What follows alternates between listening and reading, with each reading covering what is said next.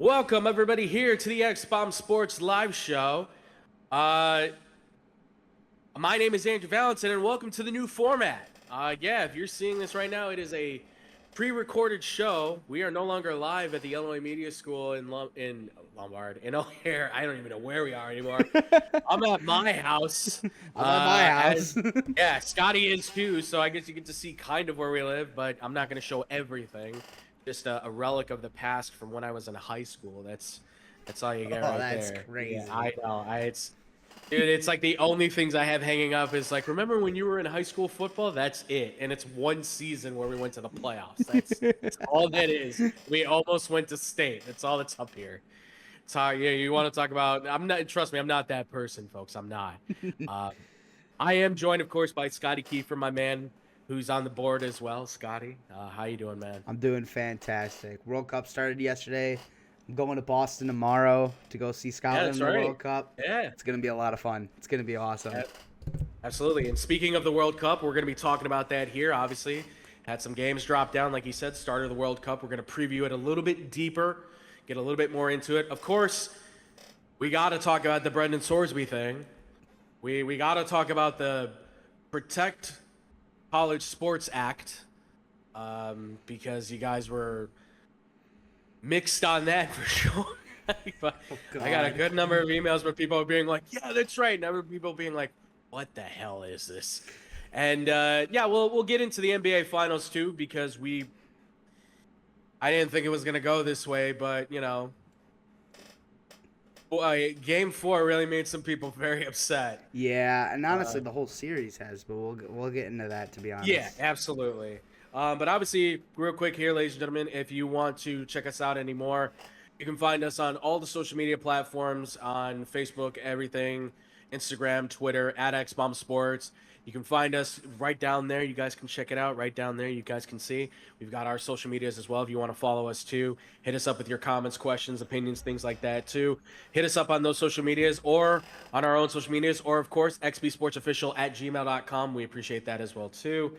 And find us on the YouTube as well. That's youtube.com/xbombsports. Well, this will be uploaded. And that will be kind of the regular that we'll be doing for the time being. Maybe once in a while we might do a stream. Might kind of just depend on the situation at hand, kind of see how things go. Probably if more like big breaking things happen, that's probably going to be more of the plan. Live draft, all that kind of stuff. We'll still do things like that. But for right now, like I said, this is the primary thing. But Scotty, without further ado, you ready to get into this, man? Look, the setting is changing. That's not. Yeah, I know. It's a staple. It's a staple now. All right. Let's get into this, folks. So I got like almost 20 plus emails from you guys about Brendan Sorsby. Everybody chiming in their ideas and their thoughts. Very vocalized, a lot of you guys, obviously. And look, let's recap on this because we already talked about it, but just real quick, right? Quarterback for Texas Tech, Brendan Sorsby. Possible first-round draft pick, highly touted. A lot of people thought great get for Texas Tech. He just went to the college football playoff. He's considered to maybe be the X factor. They did a good job in the transfer portal. He then announces he's going into a rehab clinic program, whatever you want to call it, to basically get checked on for a gambling addiction that he's had apparently for years. All this information starts to come out, $90,000 in bets since he's been at Indiana, in Cincinnati, apparently. And now we come to the point where the NCAA says, hey, you're done. You're no longer eligible. Cut that down to he gets a lawyer. He files an appeal. The NCAA says, now we're going to deny that appeal. He then goes with his lawyer, finds a judge in Lubbock County, of all places. If you don't know where Texas Tech is, it is in Lubbock, Texas. Mm-hmm. That judge's name is Ken Curry. Have fun with that if you want, folks. But that judge then decides to go and file an injunction against the NCAA's ruling that allows him to then become eligible again to be able to play for Texas Tech.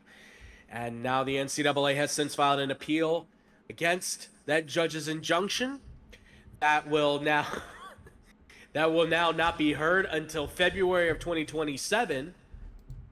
As of right now, that's the goal date, which if you're not keeping track, that's when the season's on and over with by that point. We will know who the national champion is and everything by that point in time.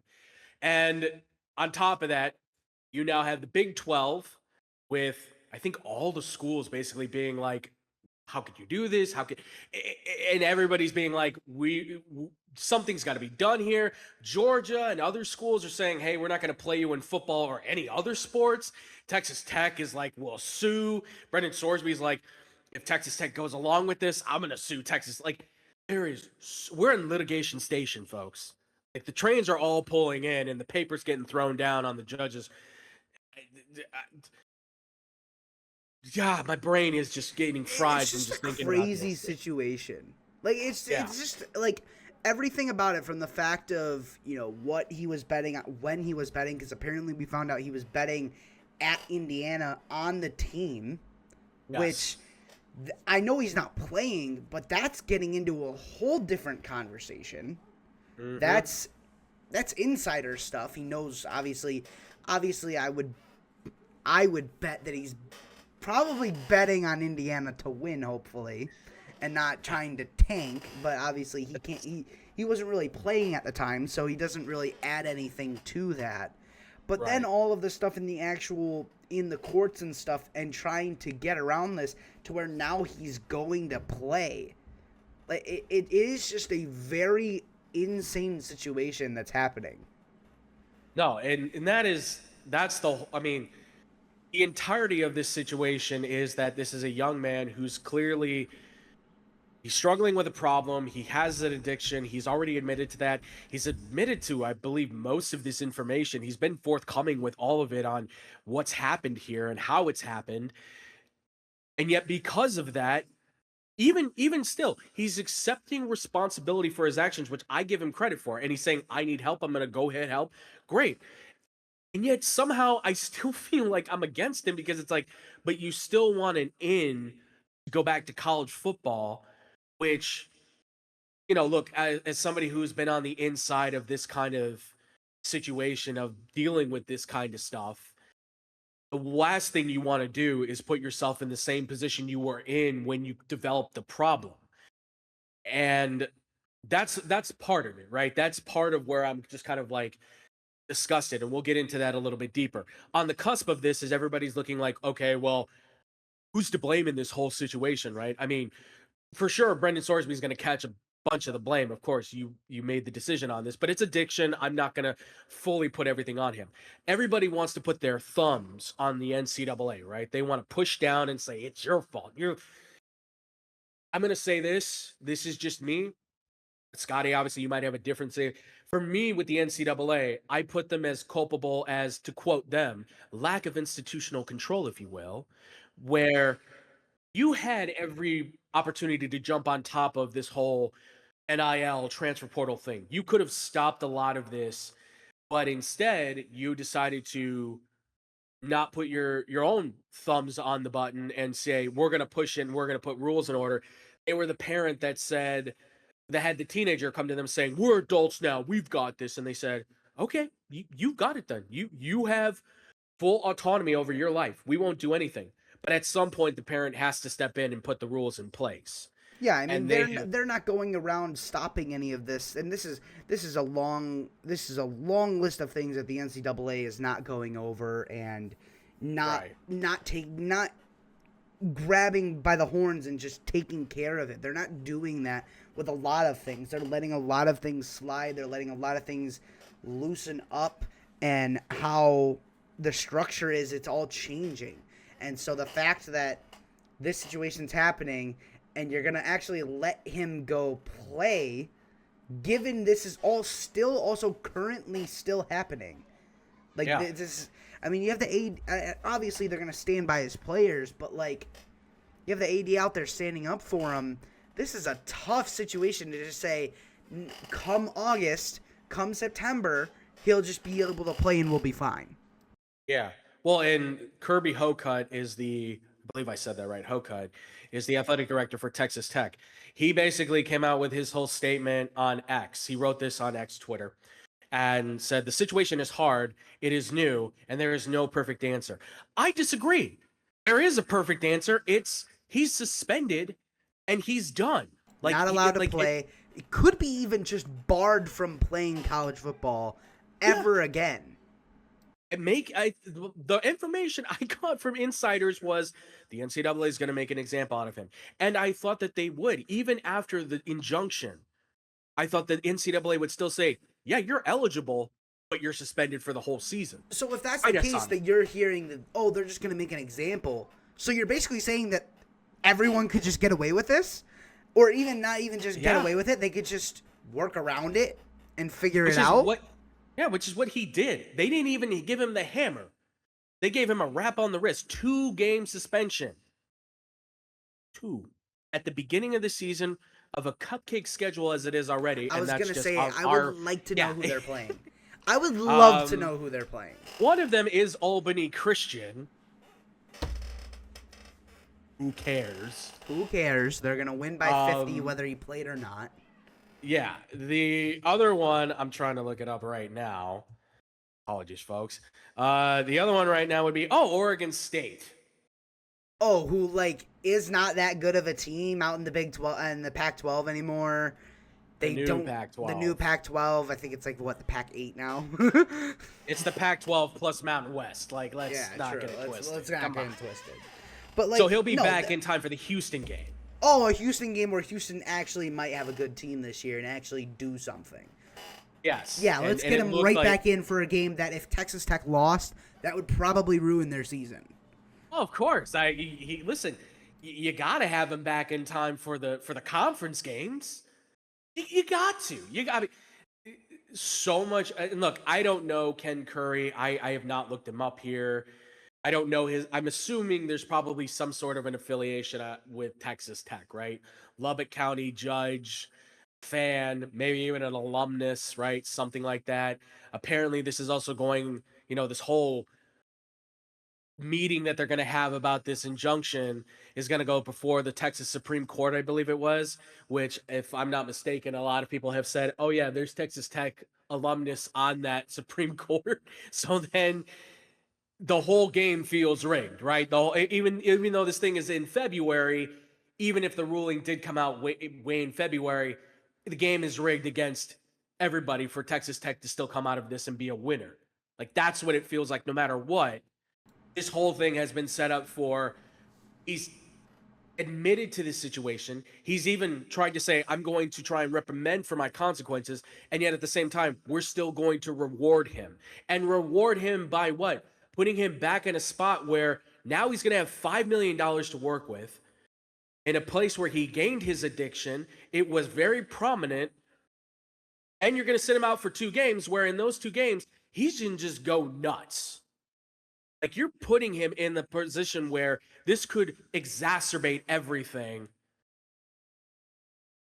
and really maybe even ruin his life. Yeah, obviously, we talked about it last week. We don't really have to get into it that much because we talked about it last week of how it all affects everyone differently and the depths that it came out that he was going to. Yeah, he needed help, and he's getting the help. Why are we just trying to go around it to get him to play? It's the most Texas thing I've ever heard because Texas football. It's the most Texas thing I've ever heard. Work around it because Texas football matters. And this is Texas Tech football matters so much that they're gonna work it around it.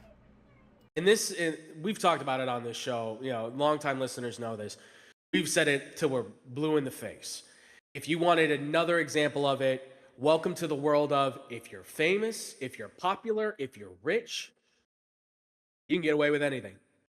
I mean, we already knew that, but if you need it, this now sets the precedence of college football takes ownership over everything. Because I had to look this up. There is potential legal issues here with Brendan Sorsby where charges could possibly be filed against him. Now, according to what I was able to find via the internet, so take that for what you will, of course, but been said is that according to the state charges that could be filed in Indiana because he was underage gambling and possibly in Ohio too, because he didn't turn 21 until January of 2025. But apparently, from what it's been noted, they oftentimes will penalize the sports books for taking the bets from underage individuals instead of actually handling the underage sports bettors, which I get it, but at the same time, the source is coming from the person that's placing the bets, not just the sports books that are taking the bets. And he didn't just do it by himself. He had other people that were placing bets for him. His brother-in-law, family members, friends, all this kind of people were helping him with what's called proxy betting, right? Which is considered to be wire fraud, which is a federal crime. Like, and that's the thing is like a judge in Texas basically said, even with that possibly lingering, I have to assume he thinks that's got to be lingering out there in some degree. If you're a judge in the legal system, he basically then just said to me, and I think to others, that all that stuff doesn't mean anything because we need him to play Texas Tech football. But is that the most important thing in his life right now? Like, because that now, I ask you this, Scotty. Even if let's say he plays these 10 games and he plays them exceptionally well, what's the chances that an NFL team will still roll the dice on him considering this whole situation from your perspective? Because right now, I'm sitting here saying, yeah, a team might take him in the first round if they're desperate enough for a quarterback. But considering one, it's a heavy quarterback class already. And now two, you have all these legal issues. And then three, you now have the problem of I gambled on my own team's games. Where do you sit with that? Because I'm on the point where I'm going, he could go undrafted. Well, I mean, the thing to me is I never really saw him as a true first round talent. Like, yes, he's good. I think he was going into this year needing a really good year to be that first round talent. That's where I kind of had a more being like a good top day 2 pick, more likely. Okay. I can see that. But I would say this. I think NFL teams do their due diligence enough and ask a lot of stupid questions. Like we were, and I think that goes for all of the other sports. Like I was hearing some of the questions that came out of the NHL Combine. Like just some of the questions that kids get asked are just stupid. Weird. They're just weird questions. They do their investigation and stuff like this. I mean, like you've watched Draft Day. No one showed up to Bill Callahan's birthday party. Yeah. But he doesn't remember the night. No, he doesn't remember the night. I just think that, that the other thing I also want to add in on this, the stuff of him gambling on his own team is definitely a cause of concern. But let's not act like gambling is a massive problem in the NFL with players. They all do it. They all do it. Yeah. I mean, you got, and this is for every sport as well. I mean, you got LeBron James advertising DraftKings for the NFL season. You've got Giannis, who's got that partnership with Kalshi. That's what I mean. So you have all these athletes that are also partnered with gambling and live market sites like that. I don't think it's that big of a problem because they do it anyways. I mean, they're playing poker on the plane for like $10K. Right. So I don't think you got the Terry Rozier situation. I don't think that side of it is really that bad of a situation because not that it's accepted, but it's kind of just like, everyone kind of does it. Like we all appreciated Jordan for we loved hearing the Jordan stories of how he used to gamble back in the day. Right. So it's kind of like I kind of see it as it's just a thing, I think the part that he was gambling on his own team, that is what people are going to look at more. Not that he was gambling. Yeah. No, and that's fair. Like, yeah, we have obviously Calvin Ridley and a few others who have obviously been noted as gamblers, and they've been suspended for a handful of games. And it really, I think they figure it out. Right. That's the thing. It's just a matter of don't gamble on your own on NFL games in the NFL, and you'll be good, right? Especially on your own team. True. Or win or lose. Like that's all. Like you can gamble on basketball and all this other stuff if you want, that's fine. You want to go gamble in the casino, fine. But as long as you're not gambling on your own games, and that's really, I think, where the bulk of even this is problematic, right? It's the fact that you want to gamble on Chinese Taipei horse racing and, Indonesian swim boxing, whatever. Go for it. Do all that. But Do not Don't bet on put your college NFL football. contract on there. Yeah. And don't bet on your own team, whether you're in college football or the NFL. That's where it's at. Exactly. And that's now where we're kind of hitting the point of where the problem is with this, and that's where most of us are like, yeah, he should be suspended. He should not be playing. I think the bigger But problem with this isn't really with the player. I think it's more so with how the NCAA is treating it. And that kind of leads Sure, into yeah. the other thing on the list. Just how stuff that's happening with the NCAA. I feel like that's more of the forefront rather Yes. than the Brendan Sorsby situation. He's kind of like, I feel like he's more of like the martyr for it, for everything that's wrong in college football right now. Well, and this is, yeah, the exacerbated problem with this becomes, and this is for me, at least personally for me, but it is now this approach of government has to take a role now in college football because obviously, yeah, we have the Protect College Sports Act that many of you guys were asking about. What are your thoughts with this, right? College football is especially kind of at the forefront of this, right? We're trying to protect the sport, put in these rules that we have already discussed. Me and Scotty already kind of gone over this. One free transfer, the rest you have to sit out. Trying to figure out whether or not a salary cap should be in college football. That's kind of up for debate. That's still something that's up in the air. But it's really kind of just about like controlling the portal, trying to get NIL fixed in a situation where everybody can manage the system. Because right now we're not even in the Wild West.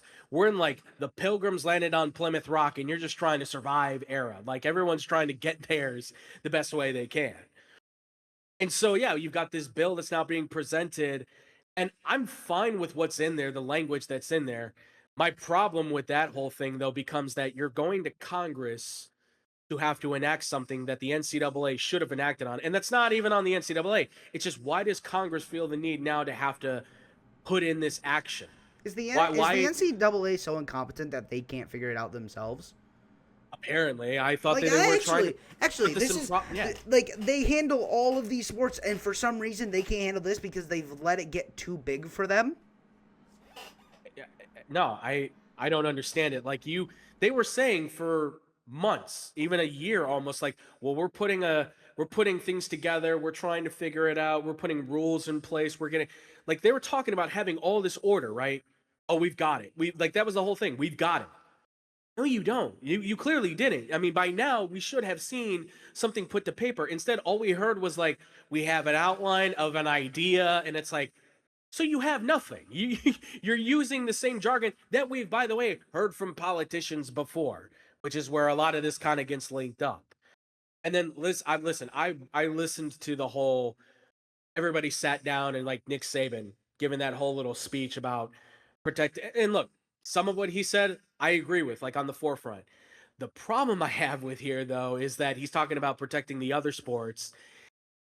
And I get it. Like I've done the recruiting stuff for like swimming and golf and track and field and all that stuff. But considering that we prioritize club sports, is it so wrong to maybe let those other sports become club sports at this point?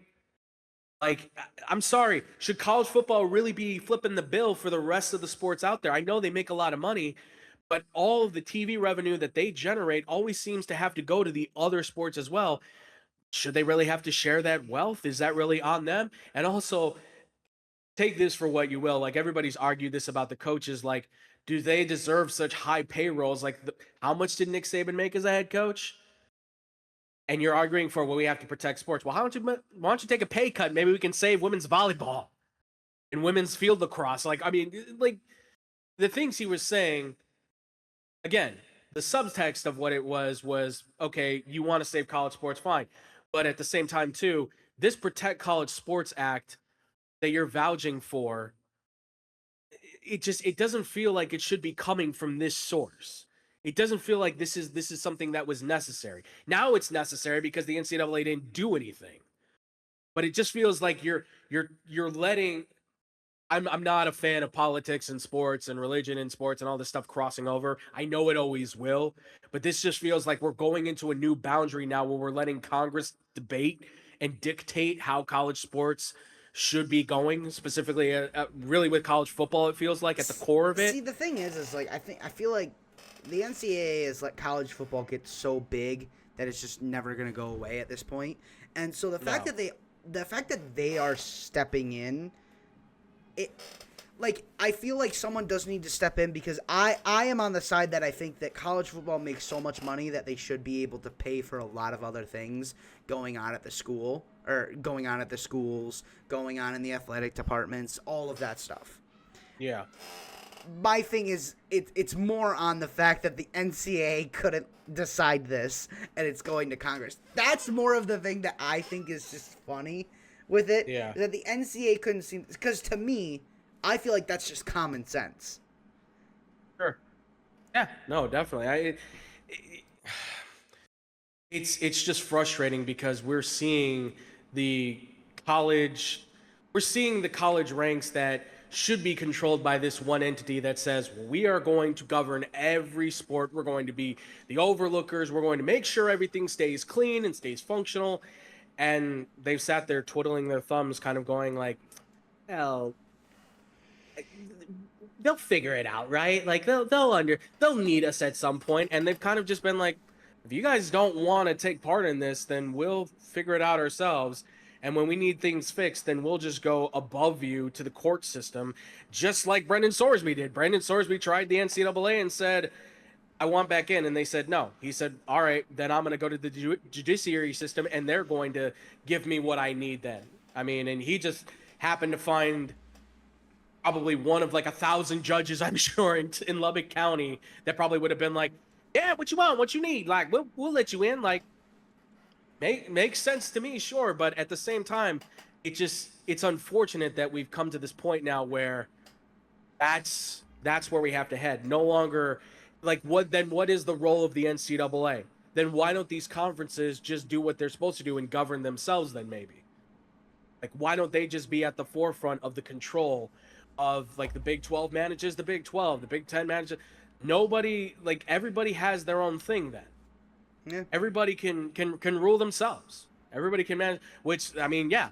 And that goes into the question then of, does college football even need college? Do they even need the universities? See, and that's the problem. It shouldn't be getting away from that, though. It shouldn't. That shouldn't even be a question. It shouldn't. That's the NCAA's problem for making it so big that that's even a question you have to ask. It's unfortunate. It's sad. It's frustrating. This whole college football. I've never been more frustrated with college football. Like, we want to love it, but this is the moment where I'm kind of going like, I just got this fresh haircut and I already feel like I want to pull it out of my head. It's like, not even on the field either. It's not even on the field. No, it's not even stuff that's on the field. Off the field stuff. It's always the off the field crap that just poisons this, and it's like, man, I can't wait for week 0 so we can hopefully just. I don't want to say tune this out, but like this can kind of more fall to the backside so we can enjoy college football. But the problem is that the moment Texas Tech hits the field, oh, they're bringing that up. They're bringing up the first drive. Drive that's being brought up. Yeah, and let me just go back to Brendan Sorsby and just say to Texas Tech and Joey McGuire, I understand that you want to make the comment that, well, it's not like he murdered somebody. And I'm sorry, that's a very ignorant thing for you to say. Yes, he didn't murder anybody. Sure, okay, fine. We've had that plenty of times in college football, even in the NFL and other parts of sports as well, too.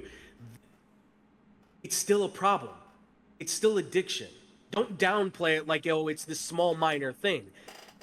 If he could easily come out of this, play a full season of Texas Tech, go to the NFL, blow all of his money.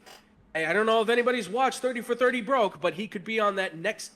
There's got to be a new one that comes out for that, because now with the times changing of social media and everything, like, come on. Like, he will be on that list if he continues the way that he was. 90,000 with the money he was making there, fine.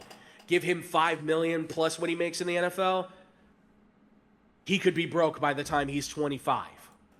Or even by the time he's almost 27. So I just wanted to note that to kind of end out all the college football talk on this point. Mm-hmm.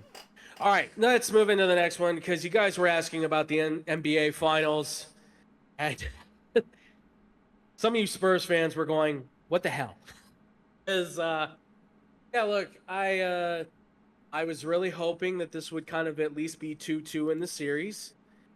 But we're staring down the barrel of Game 5 right now with the Spurs behind 3-1.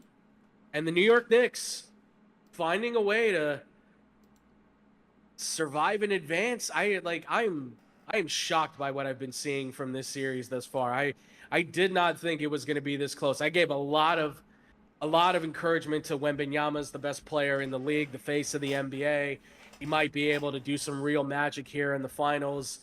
But the New York Knicks, Jalen Brunson, the local man himself, has been the man in charge, the man putting in the work. I have been thoroughly impressed. I've been with impressed with the Stevenson kid. Yeah, this has been a very wild series. But I mean, I feel like where we do you could. stand with I this, feel guy? like we could just more so talk about the game 4. I feel like that has everything in the series because, like, the Knicks obviously came in. They were dominated. I think there was it got up to 13 wins in a row. With the sweep of the Cavs, and it's just they're on a different level. They got hot Danhausen, by the way, at the right time.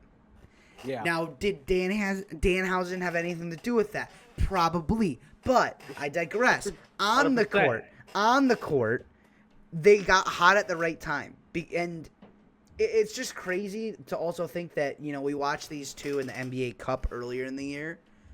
And they're completely different to how they play now. Like, it just feels like that those two teams are completely different to what they played like then. I don't understand if on the Spurs side if it's a coaching or player mentality side of a problem because they never have played like this where they get up so much and then they just start backing off and you got guys making bonehead plays, and I don't know where this is all coming from because this is not the Spurs team that we saw all year. But, man, the Knicks team is just it seems like they're just a team of destiny. I was listening to someone talk about it, and, like, Andrew, you played 2K. Yes. One of the best things about going in 2K is you can go play with all the old teams. All of the old teams. Some of the best teams ever. 01 Lakers. 96 Bulls, 2017 Warriors. This team seems like one of those teams that we're going to look back on in 10 years and be like, man, 13 wins in a row. 2 of the biggest comebacks in NBA playoff history. Yeah. One of the best teams we've ever seen. And there's still that little thing where the Spurs could turn that around because they've had their moments in the series. This isn't like when LeBron came back in that series in 2016, that Cavs team looked awful that whole series. Oh, yeah. Come Game 5, they switched it on, and then they took over. This Spurs team doesn't have to they don't have to turn on anything. They've been playing fantastic this series. The Knicks have just been that much better, and every slip-up the Spurs have, the Knicks are right there to pounce on it. And that's what a good team does. That's what a good team does. No, and you really hit the nail on the head with that one. Like, as far as the Spurs go, like, just to go from there, because the Knicks are kind of like the hot part of this, right? Like, that's pretty clear. From the Spurs perspective, the Spurs team, I don't count them out at all. They still have the talent. They're young. They're very inexperienced, obviously, in this point. This is their first time as a group getting here. Like, even De'Aaron Fox, first time ever in the finals, right? For Mitch Johnson, it's his first time ever coaching, right? I think he's proven himself to be a very good coach. He's clearly learned under Pop. I think he's done enough work in the regular season to say that you can count him as a very good coach. Postseason work, it's been a little bit more iffy, right? Some questionable decisions about whether or not to start De'Aaron Fox, certain things like that, right? I still think he's done a good body of work with how to manage the team as a whole going into this finals even, but this finals has really kind of exposed that maybe lack of experience that he has, where it's like, it's my first time here. Meanwhile, on the other side is Mike Brown, right? A guy who's been here, seen that, done that. He's coached for years. He understands how this works as an assistant, as a head coach. He's got it all. He gauges it all. He understands how his team works. And his team, I would say, has a little bit more depth, and rather not even just depth in terms of like they've got more players to work with. I think they have the same amount each as like 8 or 9 players you can roll with both.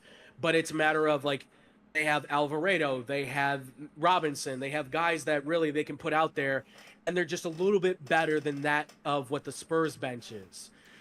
So for the Spurs' sake, I think it's it's Mitch Johnson, inexperience, kind of making some mistakes. I think at some point you had to make the call to say De'Aaron Fox comes from the bench, becomes the jolt of energy coming off the bench instead of being the starting guard. I get it. He's experienced. You want that passer out there, the speed out there, but he's missing shots, and then obviously he makes the bad play of the layup and everything. I just want to add this point, but that's not the end all be all of like why they lost. I just want to add like, this point onto what yeah. you're saying with the inexperience of Mitch Johnson.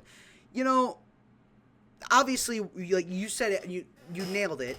The Knicks bench is what's helping them, how deep they are and how much better their bench is compared to the Spurs bench. So shorten the rotation.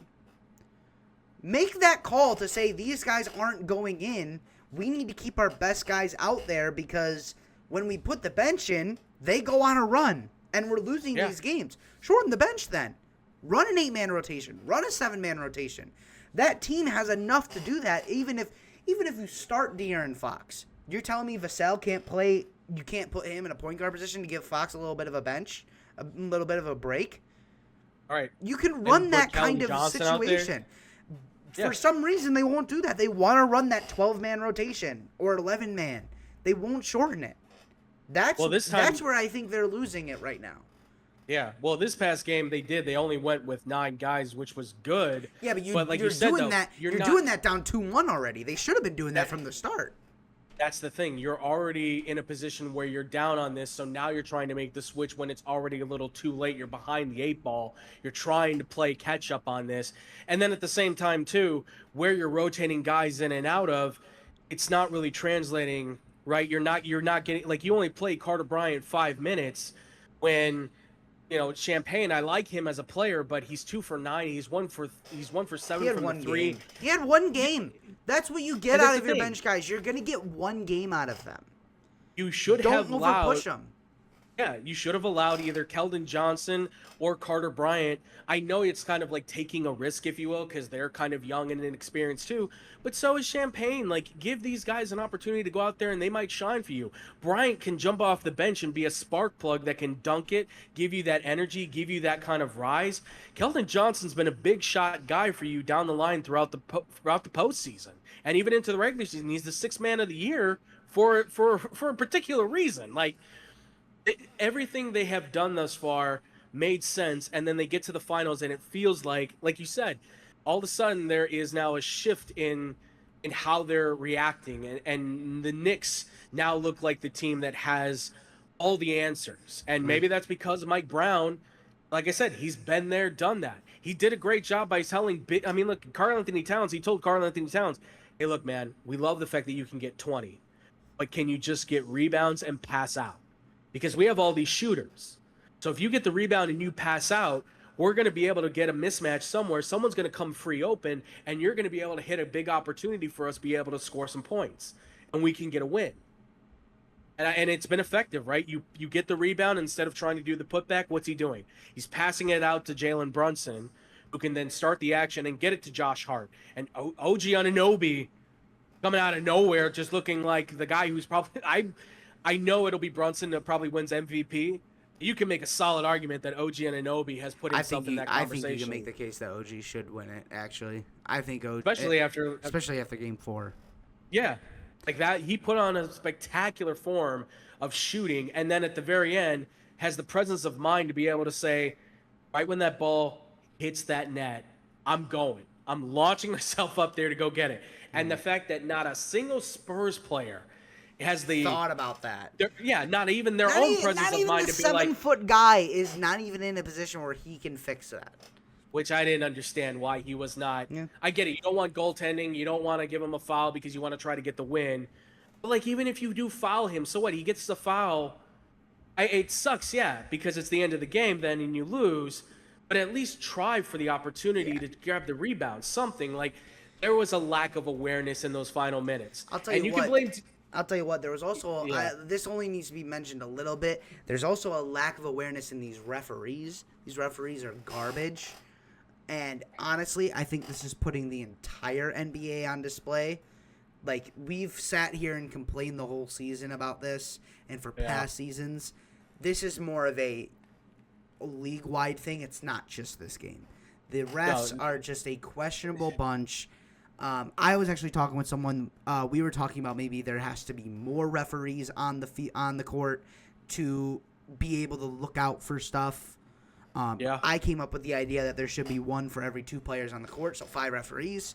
Could maybe make some room for that. Could figure something out with that. I just think it's not a bad idea. I just think that, yes, is it affecting the Knicks so hard, especially in that one game they lost? Yes. But this is just a thing in the NBA now where the referees are just they're so questionable. It's the same as in the NFL. It's the same as in baseball. That's why they had to go to ABS. It's the same in hockey. That's just what sports are. It's just, yes, it is a problem that it is in the biggest games of the year. My take on it, though, it's human error. And that's a part of it. That's just a part of it. Yeah. No, this has been. If you wanted a perfect game to be called, those games would be 5 hours long, with the amount of free throws and stoppages they would have to have. And to be honest, these games are already long. These games are already getting pretty long. I'm not gonna lie.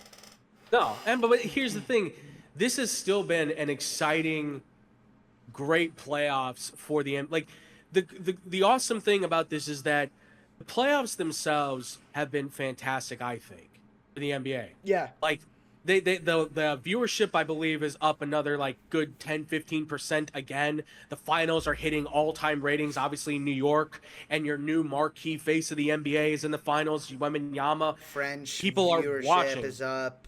Absolutely. Europe is up through the roof with watching the guys. Imagine if we could get Luka and Wembanyama in the Western Conference Finals. You will hear an audible scream possibly come from Europe, but everything's lining up to say like the NBA can use this as a charging point to go, fans can come back from these great finals. We then go into an NBA draft that could be historic, right? That could be huge to change the face of the NBA even more so. But the refs are killing the momentum of it because we all know. We see the OKC stuff, and then we're watching the game where Wembanyama's getting all the free throws. And look, that's going to happen. They're going to protect the stars. They do, like you said, they do it in every sport.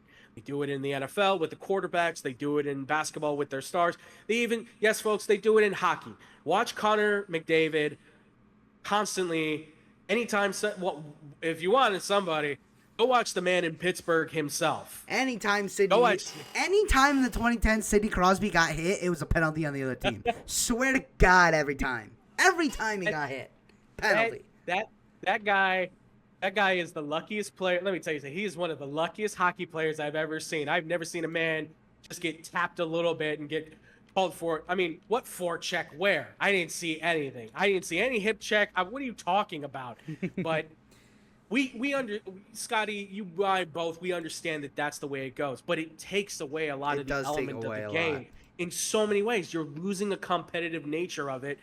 Like, you want to let the big men play when it's Wembanyama versus OKC, and we're fine with that. Like, he's getting the hell beat out of him. You could say there's fouls on every play, of course, but you're letting them play. But then all of a sudden, he's going into this one, and now you want to start calling a lot of fouls. Like, we're going to notice that. At least have consistency. That's all we ask for. Just have consistency. Yeah. If you're going to call some stuff, then call it the next game. Don't make it change over game. That's where the problem is one game everything's being called. The next game it's not. That's where most of our problems stem from. It can't be like I heard Matt Millen, who was a linebacker for the Raiders, he said, every game I knew that there was a different set of rules, and you learned very quickly what those rules were. That shouldn't be the case. Now, that's always going to exist because every ref is going to be different. There's a human element to this, of course. We understand I'm sitting here watching the World Cup, and I'm like, yeah, that's not a foul, and they're calling fouls, and they're giving out yellow cards, and I'm like, that's not a yellow card. Like, that's just how we are watching sports, though. Yeah. And game 5 is Saturday. We'll find out. Hopefully, we get a fun one. I'm really hoping this can go to Game 7. You're hoping 7? I got Knicks in 6. I don't know what I said when we were here last. but I ended up deciding on Knicks in 6, and so Okay. now I'm kind of hoping they lose Game 5 so that I could have a chance at being right. That's fair. I think the Knicks will pull this off, but I would say I They hope it goes to should. Game 7. If they Yes. don't, that's going to be a problem because everything that they would have done to get here, same thing as the Warriors. Everyone forgets that they had the record for most wins in a season because Yeah. LeBron ended up beating them. Everyone's going to forget these comebacks. Yeah. Although, And that city. that Listen. city's going to burn. That city's going to burn. It's going to be hilarious to watch. They win it. They win it. That city burns. They lose it. That city burns. I was actually I was talking to our boy Kobe about it, and he was just like, "This is the greatest night of my life," and I said, "So now you know how I felt watching Bears Packers and like being there because I was like, that's like the same deal."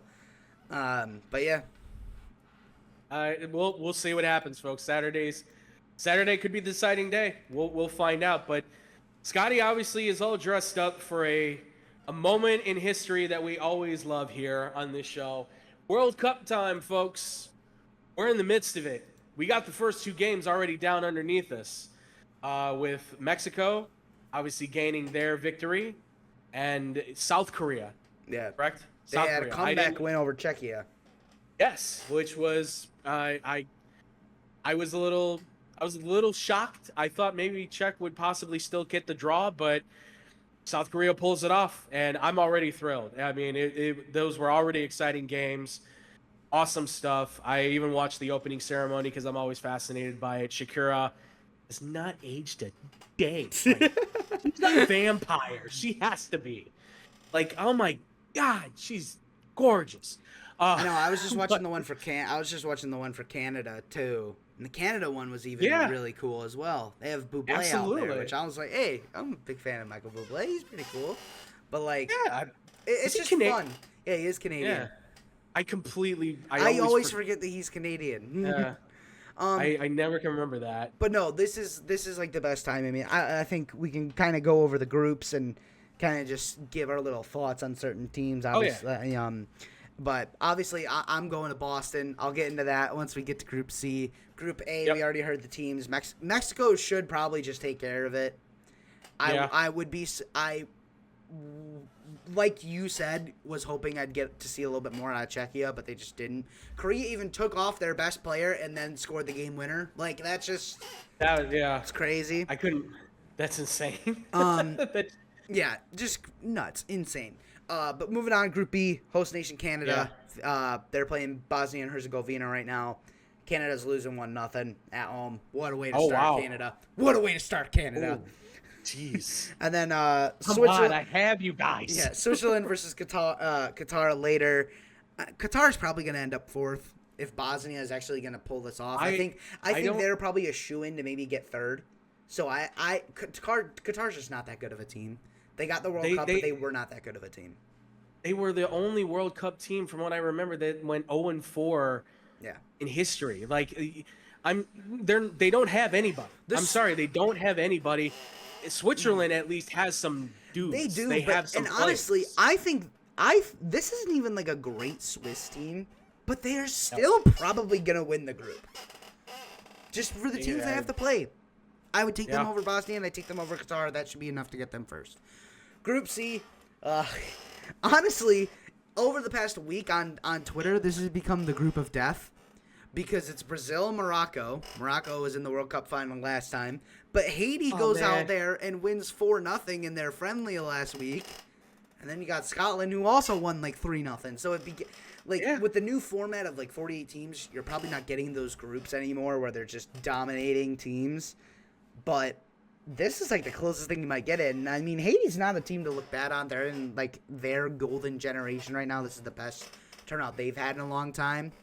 Oh, absolutely. But man, every one of these teams has like stars somewhere on their field. Scotland has a bunch of guys that are playing in the Premier League that are starting to make names for themselves. Obviously, Brazil's loaded with talent. Morocco has really come on with a lot of guys starting to emerge across the world as like top class players now. Obviously, with Hakimi kind of being at the forefront of this, of course, but it's like this group could eat itself alive. Like I think there's a good shot where even Brazil may not even come out of this on top. They should. They should.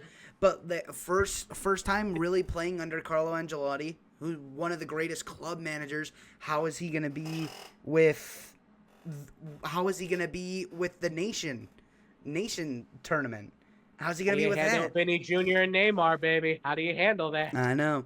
How do you handle Hendrick? I will just say, like, I'm so excited to see the U.S., but, like, I've seen the U.S. in the World Cup. In my lifetime, I have not seen Scotland in the World Cup. They haven't been in since France 98. They never get close, and the fact that I'm going to go see them in Boston and be in the Tartan Army, it's going to be fantastic.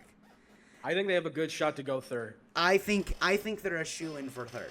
If they beat Haiti, see, here's the other thing I kind of like about this. You win one game, you're basically in third place. I think that's kind of fair. If you win one game, you should at least advance a little bit. Give you an opportunity to go into what is like a play-in essentially to make your case. And I think even then, even in that play-in, whatever you want to call it, they still get a favorable look where they could still make it. I have a lot of other problems with this World Cup. That's not one of them. That's a great thing. Also, I don't know if you've been seeing this. This is also just me seeing this because I am Scottish. The Tartan Army is going insane in Boston. Airbnbs are being rented out, and at 6:30 in the morning, we're playing bagpipes.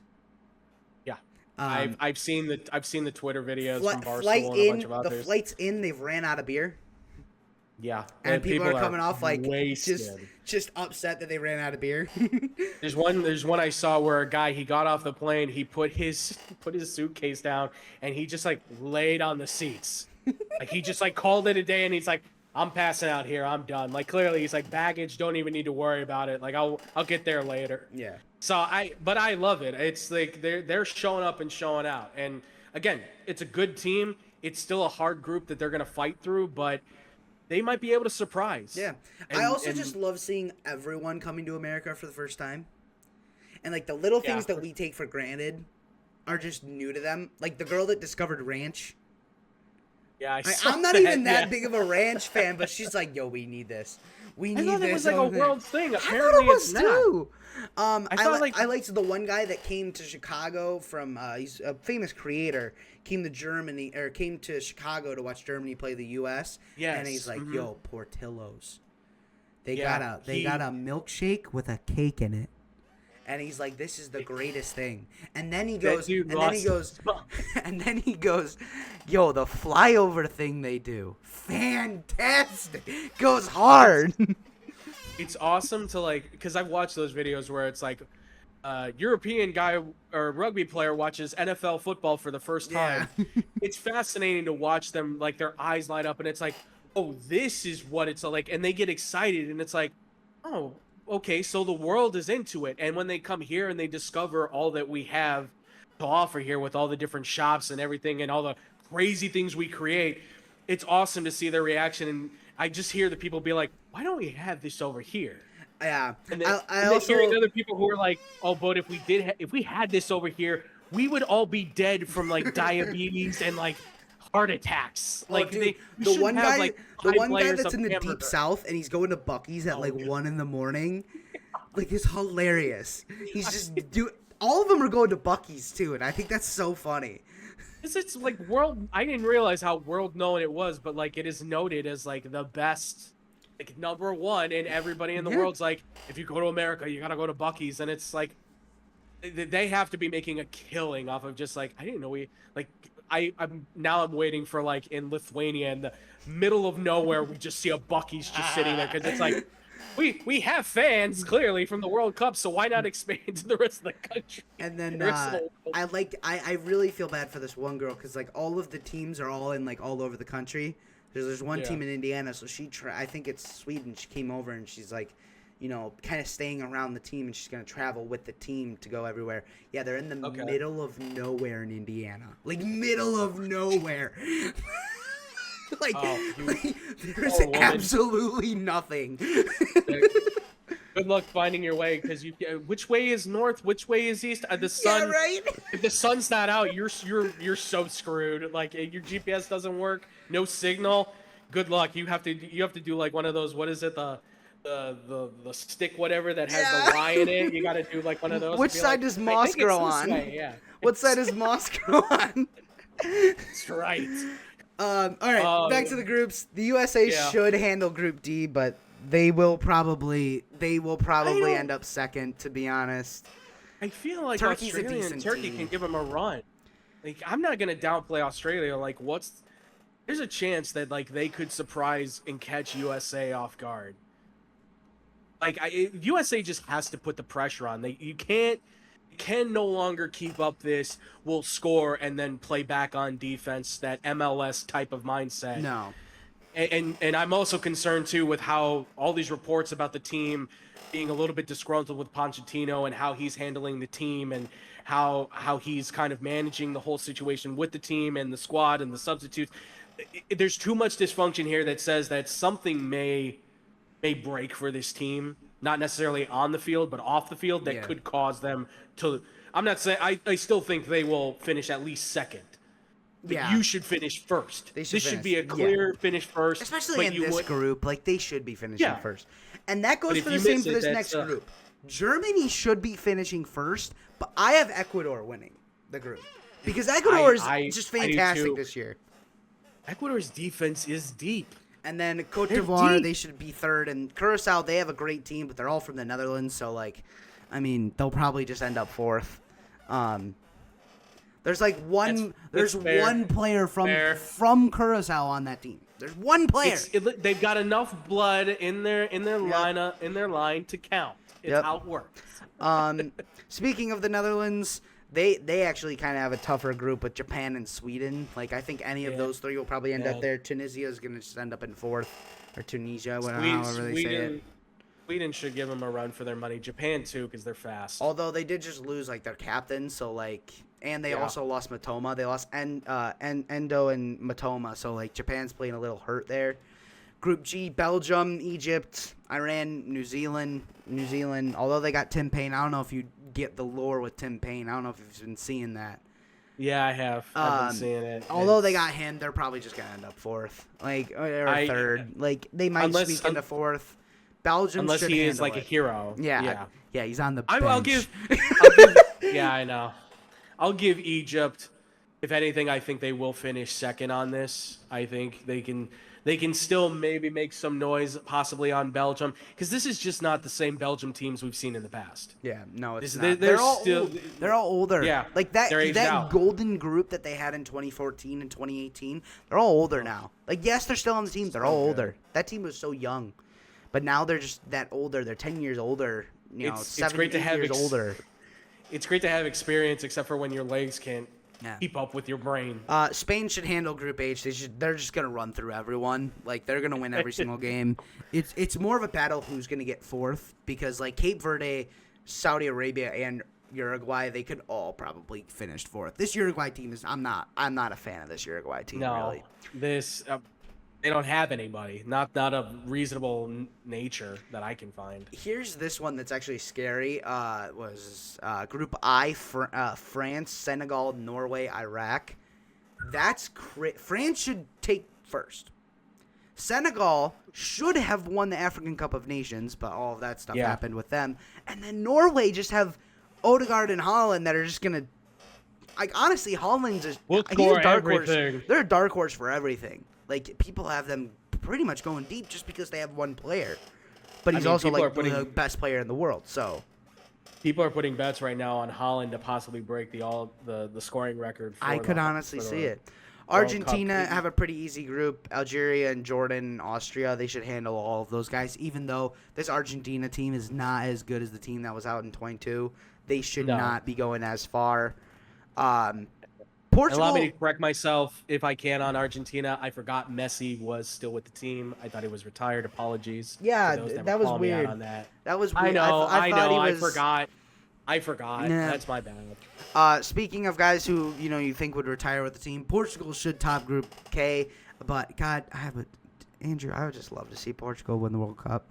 Oh, they have the best midfield right now, as far as That I'm concerned. midfield is absolutely unplayable. Like, Benzema and João Neves are going to be, I think, golden boys forever. and then then also add in the best player in the Premier League, Bruno. Like, Yeah, exactly. Like, stop them.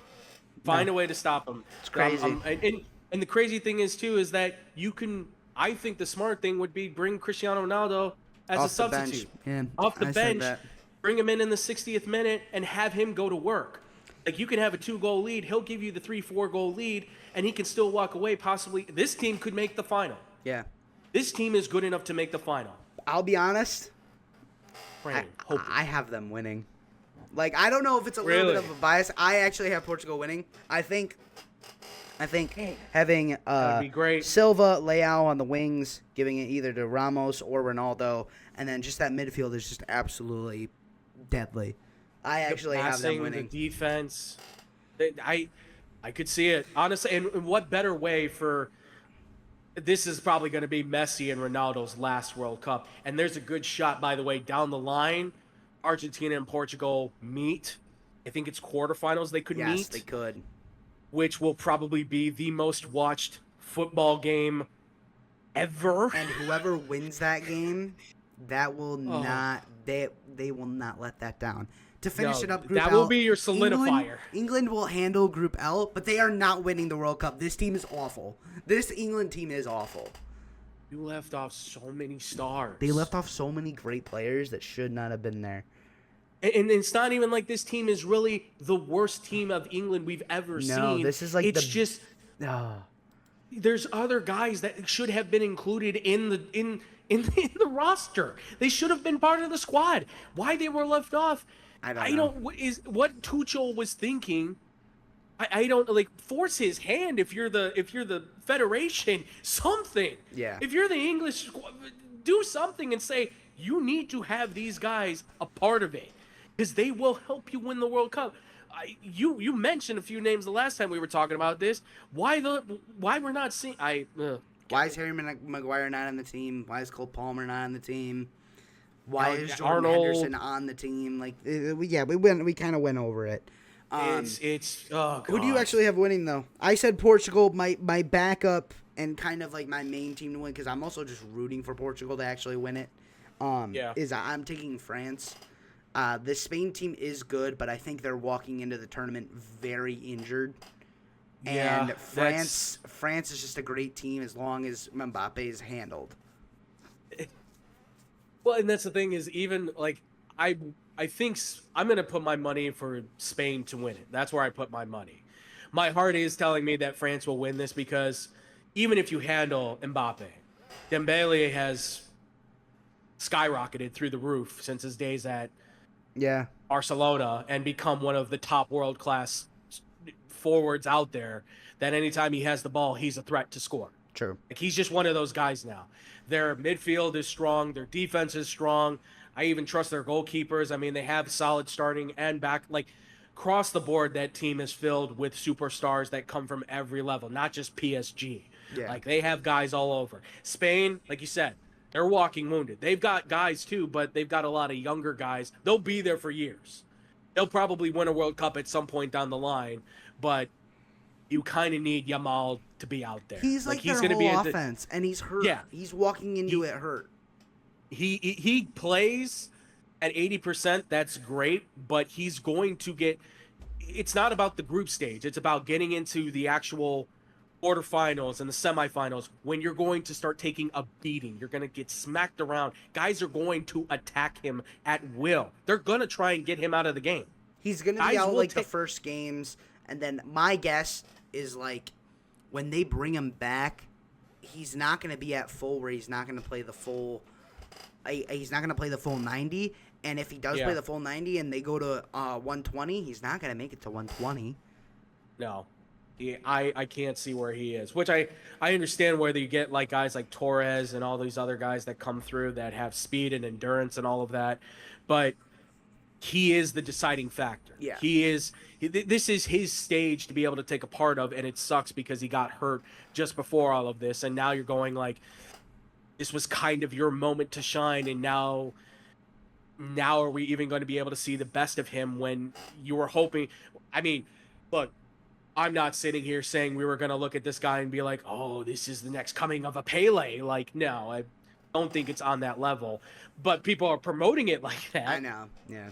And it's a little ridiculous to say. But if he is able to go and he's able to look anywhere close, like I said, 80% of what he is, I still think it's effective. But it's a matter of, can you get healthy by the time we get deep into the actual competition of the World Cup? And be able to then say, okay, I'm good to go 100%. I can run with the best of them, and then also still take the punishment. True. So I'm putting my money on Spain. I put my money on Spain. My heart says France, but the deeper heart of me does want Cristiano Ronaldo to get it, so that this way he and Messi can say, this is our last World Cup. We are riding off into the sunset together. This is the end of. I don't care who you say. Like, I think Ronaldo's better than Messi. You can say Messi's better than Ronaldo. We've watched two of the best in the world compete against each other, by the way, in their primes for the longest time. And we're getting able to possibly see them both ride off into the sunset, which would be great if they both had World Cups at the very end of their careers. You can't write a better movie. You want, by the way, if you want us to write that movie, we will write it for you guys. We just need $1 billion budget, and you both have it. Sure. We know you have it. Yeah. You're two of the richest athletes in the world, so don't even tell us you don't. But I really would love to see Portugal, and they might do it. They really could do it. I fear as though it's going to be France versus Portugal, and I just think France either way. They're just so loaded with talent. Yeah. My hope would be that it's like, I just want that miracle moment. Ronaldo, free kick, 90th minute at the end, 2-2 tied. They need the goal to win it, and he just puts a top corner right. Dude, I'd cry. I'd cry. I would cry. I'd be drinking out of my Player of the Game trophy. Shout out Michelob Ultra, like just drinking out of my Player of the Game trophy, and I'd be crying. Man. I would too. In some way, football, if that is the case where Portugal makes it, it just feels like it needs that finish. It needs that ending for sure. So I am super happy. I'm super excited. I've got it on right now. I'm watching. So I can't wait to talk more on the World Cup. I can't wait to see what surprises we have in store. But folks, that's going to do it for our first pre-record. Excuse me. We Sorry. gotta take a break. I forgot about Scotty. One thing on Sunday. Yeah. We got something on Sunday. Right. The UFC Freedom card is here finally. That's right. You're going to take a break from the World Cup to go watch this. That's right, because this is maybe going to be the best UFC fight card we have ever seen. On paper, at least. On paper. This is a great card. This is your dream matchups that you would make, obviously, when you probably talk with your friends, I'm sure, about, well, who would you pair together? Like, looks pretty good to me. Yeah, pretty good. It's only a 7-card fight, too, but the first fight is Diego Lopez, who just fought for the title. Against Steve Garcia. That's a great fight. That's a huge matchup. Honestly, Lopez will probably win that. I think he'll probably win by TKO in the second or third round, I think. Yeah. I think there's a huge possibility that all of these fights finish inside the rounds. Honestly. All in their own ways. A good shot. Yeah. I definitely, Lopez for sure. Oh, Nickel, Kyle Dukakis is good. Yeah. And I think Bo got fraud checked already, and I think he's going to get another one. I have Dukakis by sub. I got him darsing him. Really? Yeah. Okay. All right. Right in front of the White House. There's a lot of pressure on Bo Nickel to perform. Because Trump likes him. He's at the White House. Yeah. He's got a lot of pressure to perform, and I think Dukakis is just going to take care of that. I think he could at least make it a fight, but I can definitely see Dukakis is just go in there and handle him too. Yeah. I mean, I would think it could be a fight, but I could easily see 1 minute in, and we're already watching him tap. Yeah. Sorry, Nickel. And also, sorry, Michael Chandler, you're not winning either. Pick the round, pick the way. You're losing.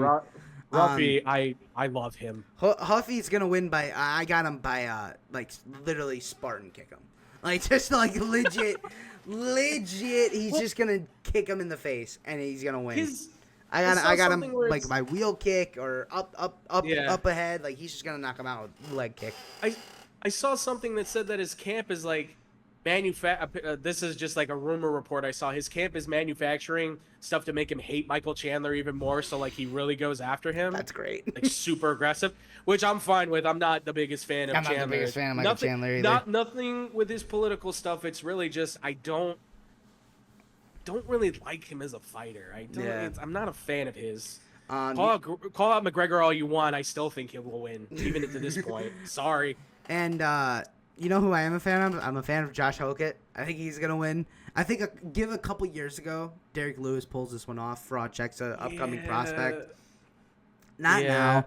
Derek Lewis just isn't that type of fighter. I love him so much, but no. I know. I do think that Hokett's gonna struggle with him being really short compared to Derek Lewis. Yeah. But yeah. And Lewis is always a one-hit knockout kind of guy. That's the other thing, and I think also Hokett going through that war, his last fight with Blades, did he not have enough time off, like, to get into this fight? I think that's gonna have a huge deal with it, but I probably got Hokett winning. Yeah, and then we get to the three big fights: Sean O'Malley versus Amian Zahabi. That's gonna be a fantastic fight. I love me some Sean. I got Sean by knockout. Like I think he seems in a better place than he was walking into his last couple fights. Seems like he's back on track to how he was before when he was still on the come up. He looks prepared for this. Yes. He looks like he's been in the work. Yes, I agreed 100%.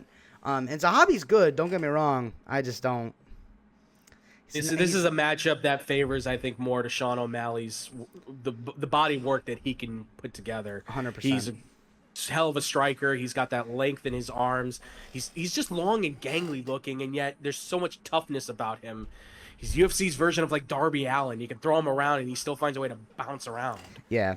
And then the co-main, Pereira versus Eye Poker. Like I hope I think Letterman skill comes in here. Pereira, who comes from middleweight, went to light heavyweight, goes up to heavyweight. I think Letterman's skill comes in and handles Cyril Gane. Although I will say he has never faced anyone as big as Cyril Gane. I don't think he's faced anyone as good at grappling as Cyril Gane. No, I still think so. He's got it. He'll be a three-weight champ. That'll be nuts. And I think you're looking more toward a 5-round fight for the title. Probably looking at a third or fourth round because Gane's not in anything. He's not a pushover. So I got third or fourth round knockout. And he's got the engine gone. He's shown he can go the distance with guys before, and he can take the hits. Yeah, he can tough it out. Give him out. Yeah, that's the thing is that he hits like a train from what everyone says. So, but I think you're dead on. Pereira is. I like his technique. I like his sound ability to be able to fight ground and strike. And God, that's gonna be a tough one. I'll go with Alex, but and then there is a good shot that Gane could come through. Yeah. And then this one is just, I mean, Justin. Justin, she took the kids. Justin. She won't let me see my kids anymore. Oh my God. This is gonna be fantastic. I don't know. Did you catch the interview they did on Pat McAfee, by the way? I didn't. I saw people. I would go watch it. About it. Because Ilya is like, look, a lot of people don't like Ilya because he goes out there and he's kind of like Conor, where he says this stuff. The problem is Ilya actually backs it up. Like he's knocked out all these guys. He can back it up. Ilya's crazy. He's absolutely nuts. insane. I'm sorry. Like he's there is a screw loose, and it's like in the best of ways that you need for UFC. But they're asking like Justin. He's like, no, I don't really give out predictions. And Ilya's just like, no, you're not. He's like, I feel like come the third or fourth round, I'll be feeling better. And then Ilya's just like, you're not getting out of the first round. Ilya just, you've probably seen him. He just reminds me of one of those guys that's just, I would fear for my life because he seems like the guy that would just be like, I just thank God that I'm here. Like, yeah. Anybody who's referencing like, I just thank God I'm here, that man will try to kill you. And that's why you don't like. I would never mess with anybody who says that. I'm like, nope. He is going to try to break my neck. He's not going to try to submit me. He's going to try to make me stop breathing. Justin, No, thank you. Justin, she took the She took kids the from me. kids. She took the kids from me. I can't wait. She for this. took everything. 'Cause they're gonna come out super aggressive. Well, I can already see tonight it. or Saturday, you got to watch the press conference and wait. Or I think they're doing the press conference Yeah. tonight, actually. But like Justin and Ilya, they started out like so respectful, and now they just hate each other. it's That so respect good. went out the window like that. Like The that second disappeared Justin so said something, quick. I think Justin went out and said like, "Now I know why his wife left him." It's like, yikes. Oh, this is. I got going first to round. get- I think he does in the first round. Just absolutely, just Really? barrage, knockout in the first round. See, I had Barrage it of going- shots. I had end of second. End of second. He catches him off guard, catches him like on the chin or something, and then just goes to town on him. I think if anything, it's like Poatan versus Yuri, like right at the beginning of the second round. But I don't think Justin's making it out of the first round.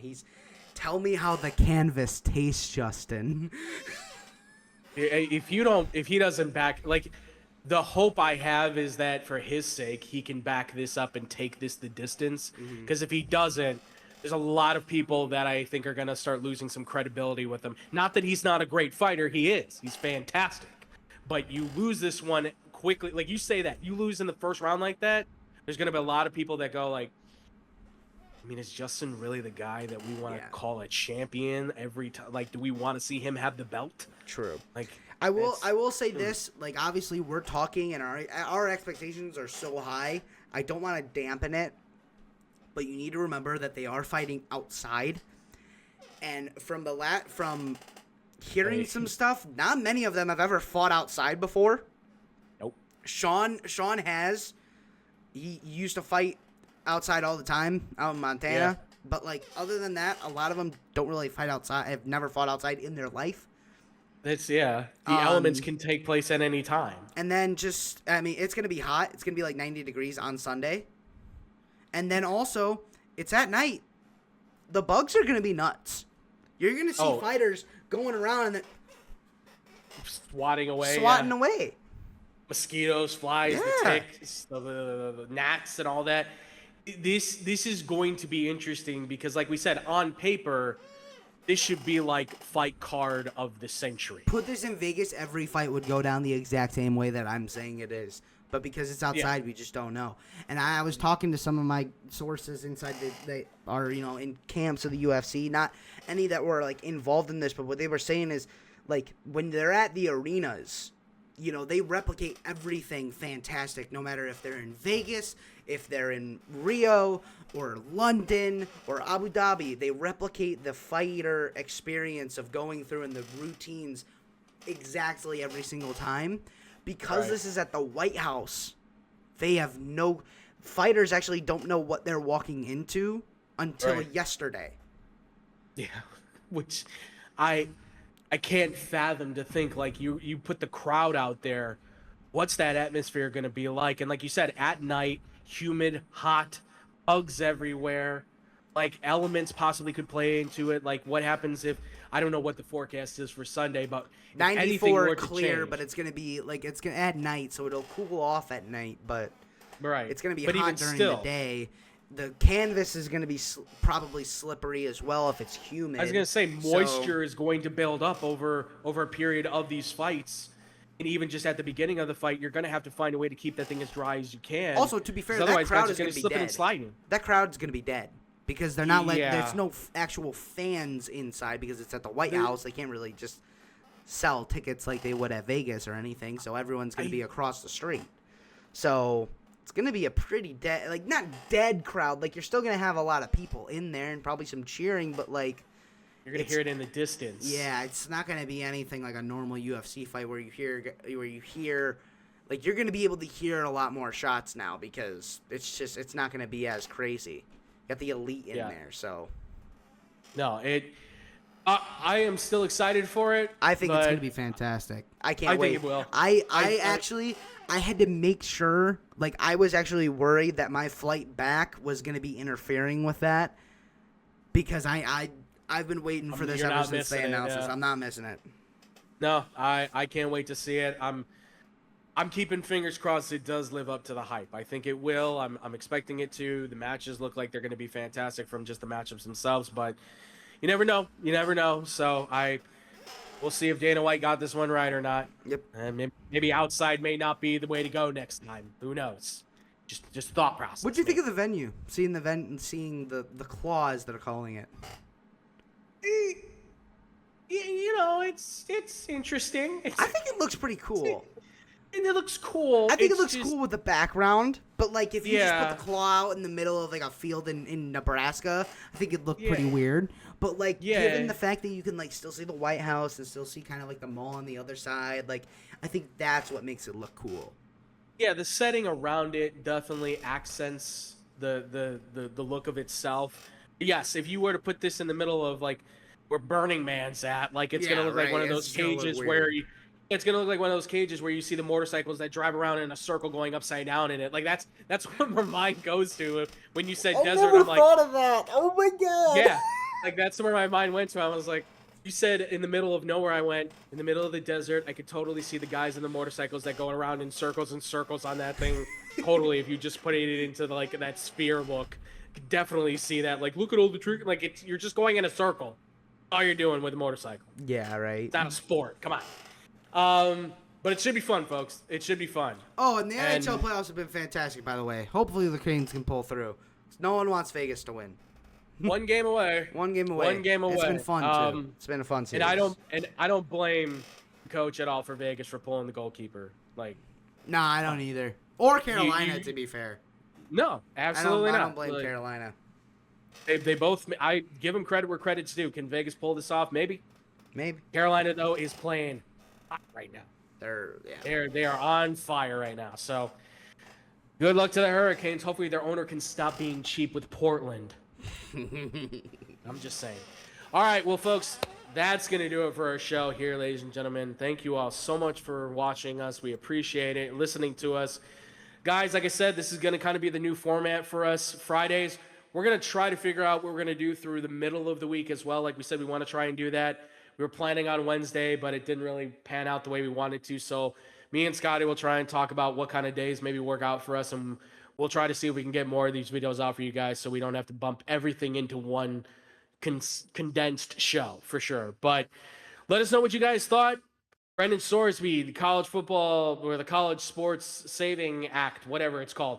The NBA finals, obviously UFC and the World Cup. We want to hear from you guys, and the NHL finals. Why not? Like Stanley Cup finals. Throw those in there too, ladies and gentlemen.